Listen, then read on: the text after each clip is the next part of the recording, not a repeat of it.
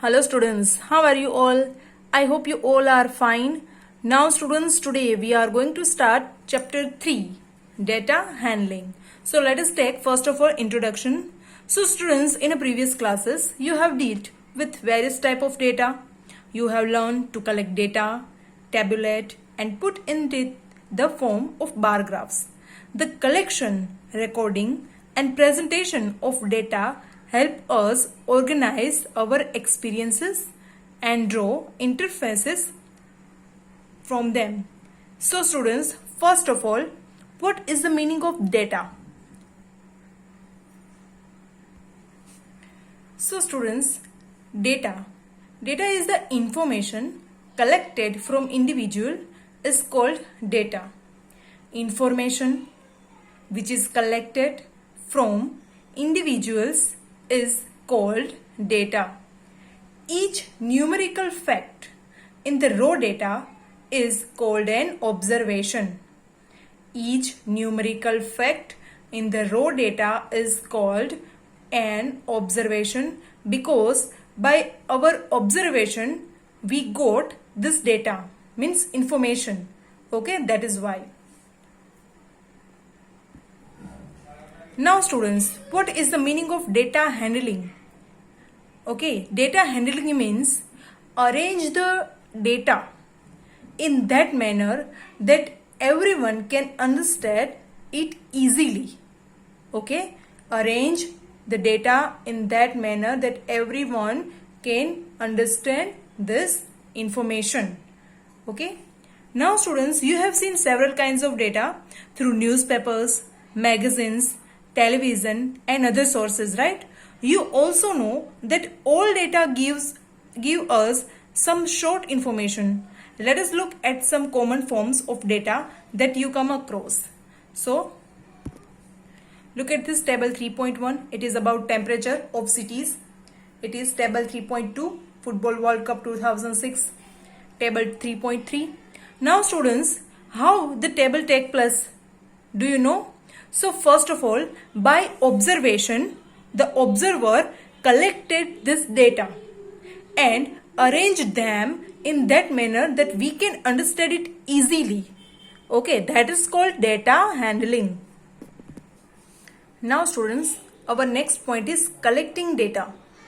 So students, before collecting data, we have to fix that which sufficient information we want and about what thing. After decided that, we can collecting data related to the topic. Okay students, so first of all we have to decide a particular topic and related to that topic only we will collect this data. Okay, so students, before collecting data we need to know what we would use it for. Okay, so given below are a few situations. You want to study the performance of your class in mathematics. Okay, take it is as a topic and you will find out the performance of your classmates. Okay, and collecting related to this information and you will get the score. Okay, and performance. Now second situation is performance of India in a football or in a cricket. Female literacy rate in a given area. Okay students, these are the examples of topic and to know about these topics we will collect this data. Okay, so we have to be having one particular reason, okay, and where we are going to use this data. Okay, now students, next point is organization of data. So students, when we collect data, we have to record and organize it. Why do we need to do that? Consider the following example. So students, look at here. Miss Neelam, class teacher, wanted to find how children had performed in English. So she writes down the marks obtained by the students in a following way. So she has written this mark in that manner. Okay. Now in this form the data was not easy to understand. She also did not know whether her impression of the students matched their performance. So Neelam's colleague helped her organize the data in the following way. So after collecting the data, Neelam, with the help of colleague, arranged this data in this manner. Table 3.4. These are the name of the students.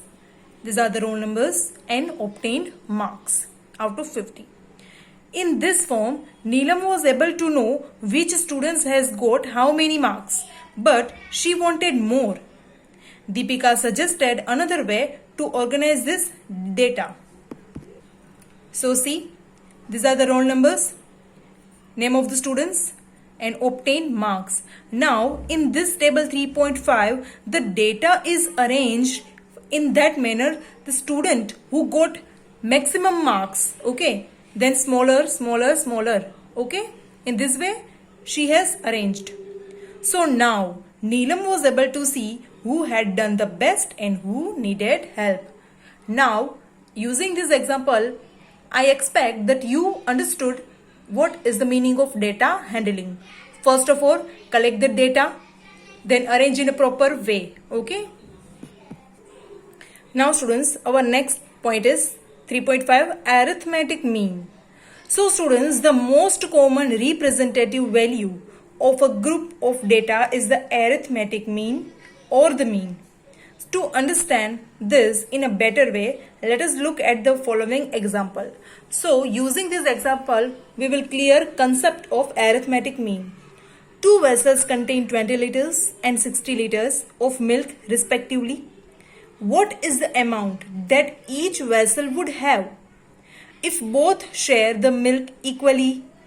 When we ask this question, we are seeking the arithmetic mean. In the above case, the average or the arithmetic mean would be, so the total quantity of milk divided by number of vessels. Okay, so total quantity of milk is in one vessel 20 liter and second vessel is 60 liters. And number of vessels 2. So 20 plus 60, 80.